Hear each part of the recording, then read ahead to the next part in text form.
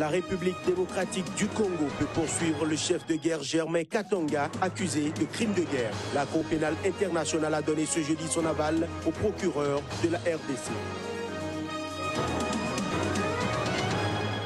La France et l'Allemagne ont réaffirmé ce jeudi leur soutien au gouvernement libyen d'Union nationale de Fayez al-Sarraj. C'était à l'issue d'un conseil des ministres franco-allemand tenu à Metz.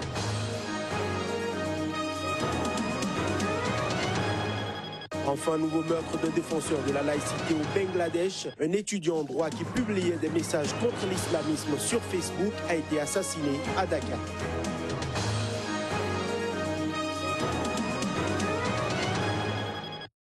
C'était là le sommaire. Bienvenue, bonjour à toutes et à tous. La Cour pénale internationale a donné ce jeudi son aval au procureur de la République démocratique du Congo pour poursuivre le chef de guerre Germain Katanga, accusé de crimes de guerre. Katanga, 37 ans, a été condamné en 2014 à 12 ans de prison par la CPI à La Haye pour sa complicité dans l'attaque d'un village ayant fait quelques de son morts en 2003.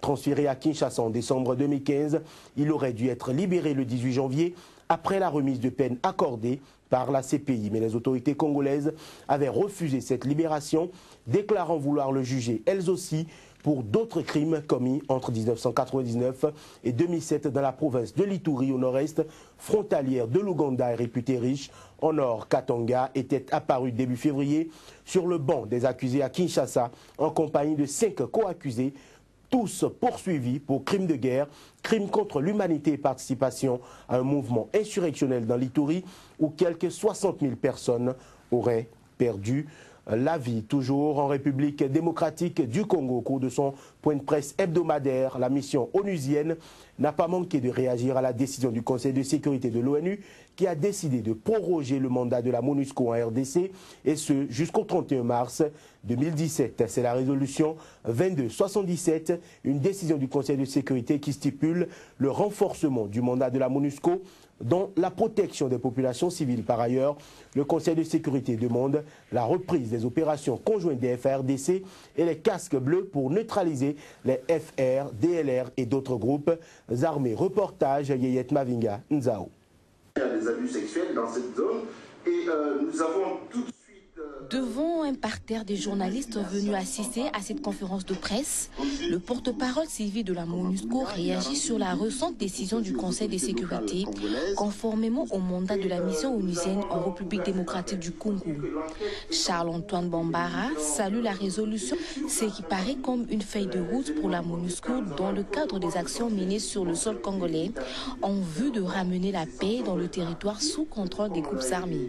Et cette résolution également, quant au processus de réduction en fait de la présence de la MONUSCO ici, il dit que c'est lié à l'évolution de la situation sur le terrain. Et une fois de plus, cela est contenu dans la résolution. Il faut en tenir compte.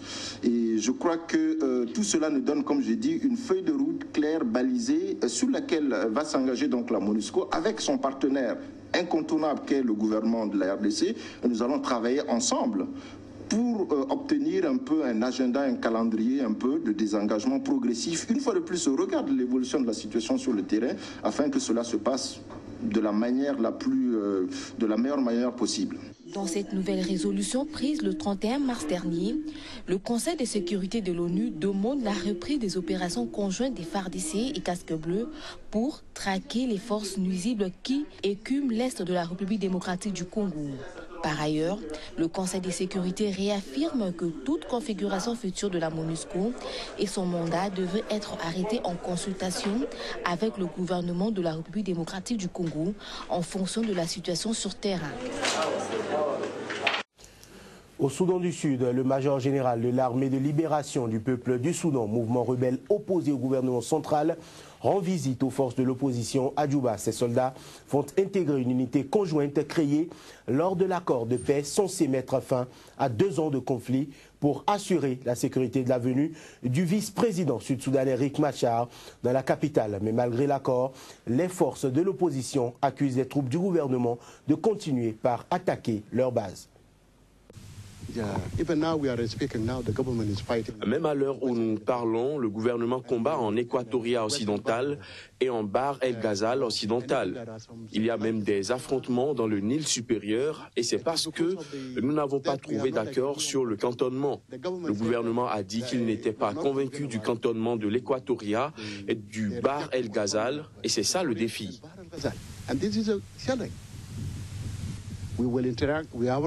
Nous avons déjà contacté les officiers et nous allons avoir un entraînement ensemble pour la garde présidentielle afin d'unir les ordres. Donc avant que nous fassions cela, nous allons avoir un exercice de 3 jours qui pourra permettre de rassembler toutes les parties qui s'opposent et ce n'est pas chose facile.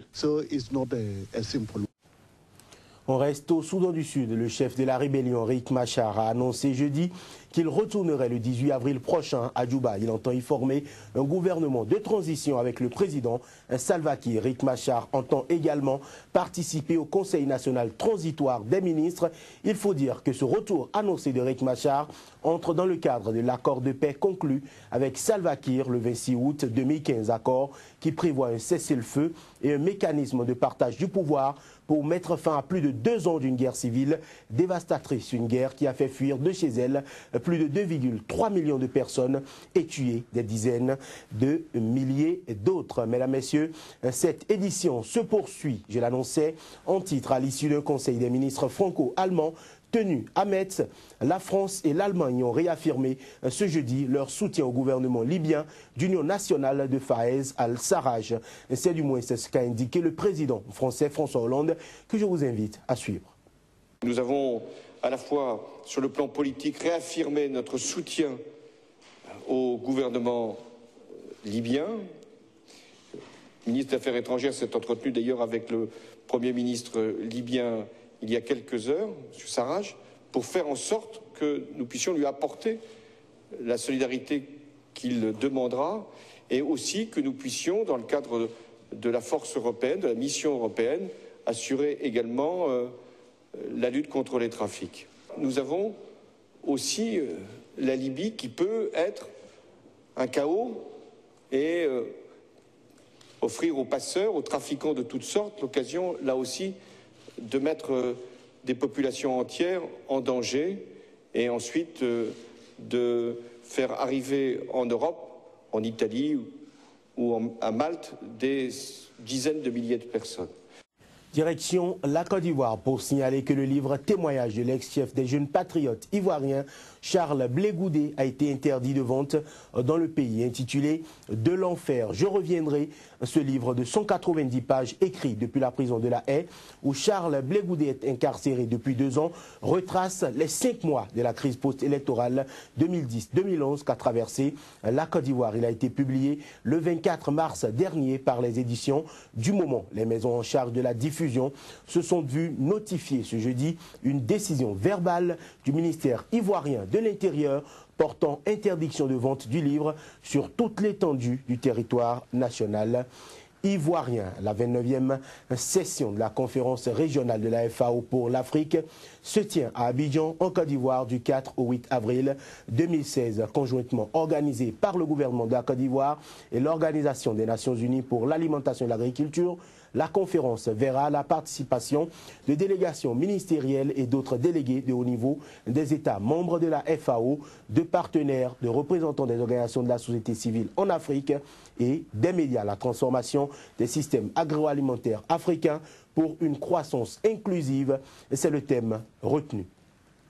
La conférence a débuté par une réunion d'experts axée sur la politique régionale et mondiale et les questions de réglementation, notamment sur le partenariat public-privé pour une croissance inclusive, ainsi que sur les tendances et enjeux dans l'alimentation et l'agriculture pour une action régionale et nationale dans le cadre des ODD. Les questions relatives au programme de travail, au budget, à la décentralisation et au programme pluriannuel de travail de la conférence régionale, entre autres, sont également discutées. La transformation de nos systèmes agroalimentaires sur notre continent ne peut être durable et efficace qu'avec l'implication des secteurs privés forts dans le développement agricole de nos pays.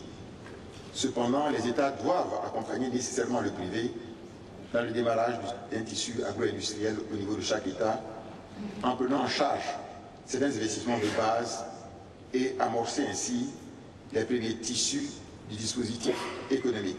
Une importante table ronde ministérielle aura lieu le 8 avril sur le renforcement des capacités nationales et régionales pour une mise en œuvre efficace des engagements pris et accroître les investissements consentis au niveau national et continental en vue de l'éradication de la faim et de la transformation des systèmes alimentaires en Afrique pour une croissance inclusive et une prospérité partagée.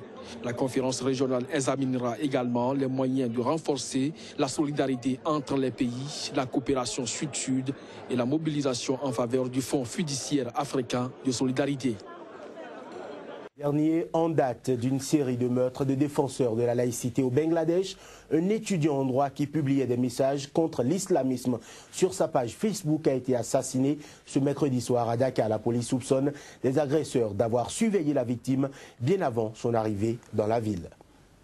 Nazimuddin Samad est un étudiant en droit, défenseur de la laïcité âgé de 26 ans, qui avait pris part aux manifestations de 2013 contre les leaders islamistes. Il a été tué ce mercredi soir près de son université à Dakar par des individus armés de machettes. Selon Sid Nourul Islam, un responsable de la police de Dakar, au moins 4 agresseurs ont frappé Nazimuddin Samad à la tête à coups de machette. Lorsqu'il est tombé à terre, l'un des assaillants a ouvert le feu sur lui au pistolet à bout portant. Il est mort sur le coup. C'est un assassinat ciblé, mais il n'a pas été revendiqué, a-t-il poursuivi. Nazimuddin Samad avait posté plusieurs commentaires sur Facebook critiquant l'islam radical et tournant en dérision les islamistes extrémistes et leur attitude envers les femmes. Il avait décrit la religion comme l'invention la plus barbare et moqué un responsable musulman récemment arrêté pour le viol d'un jeune garçon. Face à ces meurtres, les populations ont déploré le peu de réaction du gouvernement. Les blogueurs et les libres penseurs sont tués les uns après les autres parce que les autorités ont échoué à identifier et arrêter les tueurs.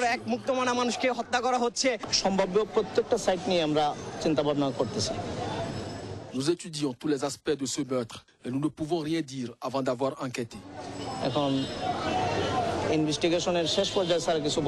Il s'agit du 6e assassinat de ce type en 15 mois et plus d'1 millier d'étudiants ont bloqué une grande artère de Dakar ce jeudi pour demander justice. L'an dernier, 4 blogueurs défenseurs de laïcité et un éditeur ont déjà été assassinés, très probablement par des islamistes. La police a arrêté des membres présumés d'un groupe interdit, Ansarullah Benglati, mais aucun procès ne s'est encore tenu. Voilà, ce sera tout pour cette édition que nous vous remercions d'avoir suivi. Très bonne journée à chacun et à tous.